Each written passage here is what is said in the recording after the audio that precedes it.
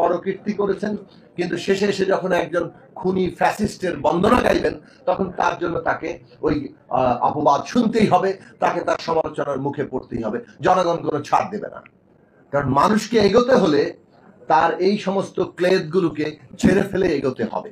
সেইটা আজকের বাস্তব বিষয়।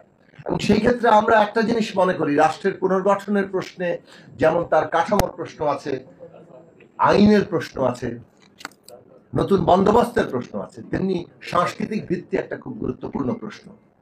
এই পুরো বাংলাদেশের বাঙালিত্বের যে নির্মাণ হয়েছে সেটা কলকাতা কেন্দ্রিক উচ্চবর্গীয় একটা বাঙালিত্বের নির্মাণ, যেই নির্মাণের সাথে এই দেশের বেশিরভাগ মানুষ বাঙালি মুসলমান নিজেকে তার সাথে একটা অবিচ্ছিন্নতা কিংবা তার সাথে নিজের সংযোগ বোধ করেন না। ফলে ওই কলকাতা কেন্দ্রিক বাঙালিত্বের নির্মাণের বাইরে বাংলাদেশের মানুষের বাঙালিত্বের নির্মাণের যে বিরাট একটা কাজ আছে, যেই কাজ পুরো জনগোষ্ঠীকে একটা ভ্রাতৃত্বের মধ্যে কিংবা এমন এক সহনশীল সম্পর্কের মধ্যে আনে যেটা তাকে রাজনৈতিক জনগোষ্ঠী হিসেবে তৈরি করে। কেবল বাঙালি নয়, এখানে যে অন্যান্য জাতি আছে, এখানে ধর্মীয় পার্থক্য আছে, এখানে লিঙ্গীয় পার্থক্য আছে, কিন্তু এই রাজনৈতিক বিশ্বাসের পার্থক্য আছে, কিন্তু তা সত্ত্বেও পুরো জনগোষ্ঠীর মধ্যে একটা নিজস্ব সাংস্কৃতিক বোধ সৃষ্টি করে। সেই জায়গাটা আমাদের তৈরি করা খুব দরকার।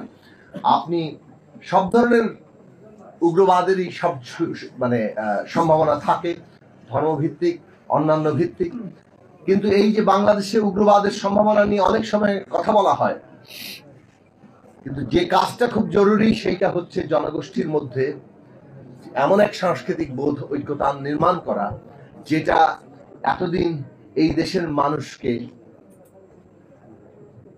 আধিপত্যে রাখার জন্য সাংস্কৃতিক নির্মাণ হিসেবে কাজ করছে। তার বিরুদ্ধে দাঁড়িয়েই এখন লেখক শিল্পীদের কাজ, আমরা নতুন কি সাংস্কৃতিক নির্মাণ করতে পারবো যেটা বাংলাদেশকে, তার রাষ্ট্রকে এবং তার জনগোষ্ঠীকে একটা নতুন উচ্চতায়, নতুন সংহতিতে আসলে তৈরি করতে পারবে। সেই কাজের জন্যই আশা করি বাংলাদেশের লেখক শিল্পীরা কাজ করবেন।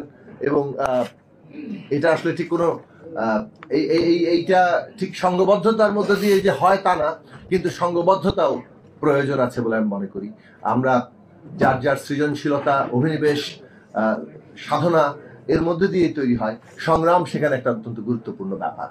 এত বড় আত্মত্যাগ যদি আমাদেরকে নতুন করে জাগরিত না করে তাহলে আমাদের দেশের সামনে খুব বেশি আলো দেখা যাবে না।